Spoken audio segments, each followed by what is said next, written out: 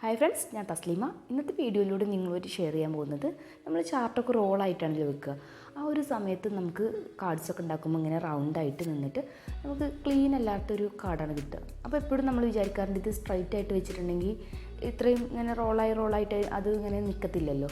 അപ്പോൾ നമുക്ക് കുറച്ചും കൂടെ എളുപ്പമായിരിക്കില്ല സ്ട്രൈറ്റ് ആയിട്ട് നിൽക്കുകയാണെങ്കിൽ കാർഡ് ഉണ്ടാക്കാനും. അതുപോലെ തന്നെ ഇങ്ങനെ റോളായി വെക്കുമ്പം ഇതുപോലെ കുറേ ഡാമേജുകൾ വരും. അപ്പോൾ ഇതിനൊക്കെയുള്ള ചെറിയൊരു പരിഹാരമായിട്ടാണ് വന്നിട്ടുള്ളത്.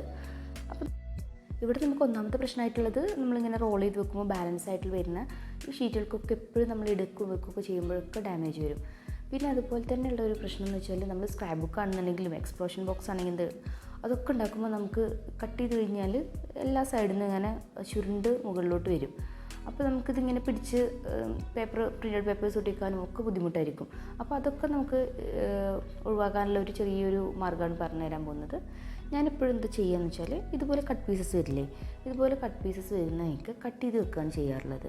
അപ്പോൾ കട്ട് ചെയ്യുക എങ്ങനെയാണെന്ന് വെച്ചാൽ ഇപ്പം ഒരുപാട് ഇങ്ങനെ കട്ട് ചെയ്ത് കളയുകയല്ല ചെയ്യുക. നമ്മൾ മാക്സിമം ആ പേപ്പറിനെ യൂസ് ചെയ്തിട്ട് 12 ഇഞ്ച് എടുത്തു കഴിഞ്ഞാൽ പിന്നെ നമുക്ക് 6 ഇഞ്ചിലെടുക്കാം, അങ്ങനെ 8 ഇഞ്ച്, അങ്ങനെ ഓരോ പേപ്പറിനനുസരിച്ച് മാർക്ക് ചെയ്യും എത്ര സൈസിൽ നമുക്ക് കിട്ടും. അപ്പോൾ നമ്മൾ പ്രിൻറ്റഡ് പേപ്പേഴ്സ് നമുക്ക് കിട്ടില്ലേ മാർക്കറ്റിൽ അവൈലബിൾ ആയിട്ടുള്ള ആ ഒരു സൈസിൽ തന്നെയാണ് ഞാൻ ഇതൊക്കെ കട്ട് ചെയ്തെടുക്കാറുള്ളത്. പിന്നെ A4 ഷീറ്റിലൊക്കെ പ്രിൻറ്റഡ് പേപ്പേഴ്സ് വരുന്നുണ്ട്, പക്ഷേ ഞാനത് വാങ്ങിക്കാറില്ല. ഞാൻ എപ്പോഴും സ്ക്വയർ ടൈപ്പ് ഉള്ളതാണ് വാങ്ങിക്കാറ്. അപ്പം ആ ഒരു സൈസ് എൻ്റെ കയ്യിലുള്ള പ്രിൻറ്റഡ് പേപ്പേഴ്സിൻ്റെ സൈസിലാണ് ഞാൻ എടുത്തു വെക്കാറുള്ളത്. കാരണം നമുക്ക് പ്രിൻറ്റഡ് പേപ്പേഴ്സ് നമ്മൾ ഇത്ര വലിയ പേപ്പേഴ്സ് വാങ്ങിച്ചാൽ നമ്മളെ കയ്യിൽ നിന്ന് ഡാമേജ് ആകുന്നൊന്നുമില്ലല്ലോ.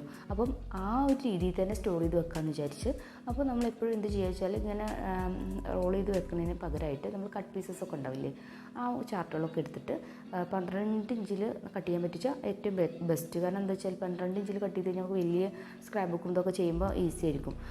പിന്നെ അതിനുശേഷം നമുക്ക് ആ ഒരു പേപ്പറിൽ ഏതൊക്കെ ഭാഗങ്ങളിൽ ഏതൊക്കെ മെഷർമെൻറ്റ് കൊടുത്തു കഴിഞ്ഞാൽ നമുക്ക് കട്ട് ചെയ്തെടുക്കാൻ നോക്കിയിട്ട് ആ ഒരു മെഷർമെൻറ്റിൽ ആദ്യം ചാർട്ടൊക്കെ ഒന്ന് മാർക്ക് ചെയ്യും. അതിനുശേഷം ഇതൊക്കെ ഇതുപോലെ കട്ട് ചെയ്തിട്ട് വെക്കുകയാണ് ചെയ്യാറുള്ളത്.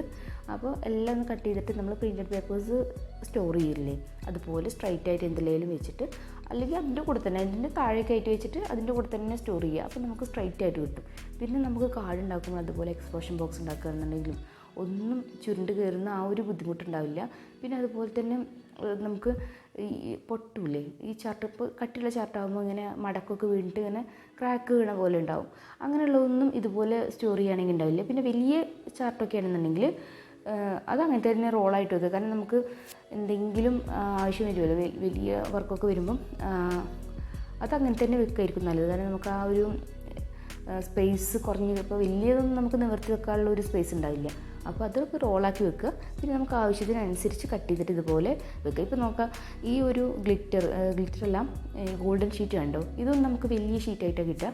അത് ഞാൻ ഈ ഒരു പ്രിൻറ്റഡ് പേപ്പറിൻ്റെ സൈസിൽ കട്ട് ചെയ്ത് വെച്ചിട്ടുണ്ട്. കാരണം എന്താ വെച്ചാൽ അതിൻ്റെ വക്ക് ഇങ്ങനെ അവിടെ ഇവിടെയൊക്കെ തട്ടിയിട്ട് അതിങ്ങനെ ക്ലീൻ അല്ലാത്ത പോലെയാണ്, കേടായി വരികയായിരുന്നു. അപ്പോൾ പിന്നെ ഇതുപോലെ തന്നെ കട്ട് ചെയ്ത് ഈ ഒരു പ്രിൻറ്റഡ് ഷീറ്റിൻ്റെ താഴെയാണ് വെക്കാറുള്ളത്.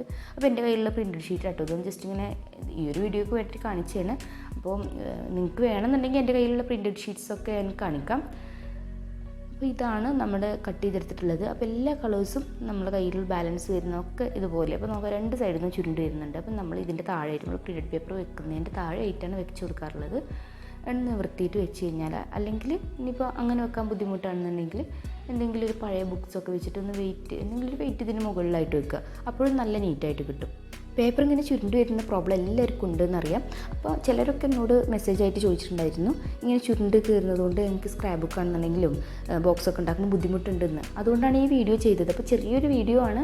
അപ്പോൾ നിങ്ങൾക്കിത് യൂസ്ഫുൾ ആയിട്ടുണ്ടെങ്കിൽ അത് താഴെ കമൻറ്റായിട്ട് അറിയിക്കുക.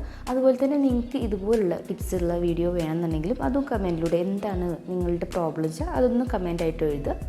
അപ്പോൾ നിങ്ങൾക്ക് ഈ വീഡിയോ ഇഷ്ടമായിട്ടുണ്ടെങ്കിൽ ലൈക്ക് ചെയ്യുക, അതുപോലെ തന്നെ ഷെയർ ചെയ്യുക, സബ്സ്ക്രൈബ് ചെയ്യുക. പിന്നെ നിങ്ങളുടെ ഫീഡ്ബാക്ക് ഒക്കെ തന്നെ കമൻറ്റിലൂടെ അറിയിക്കുക. താങ്ക്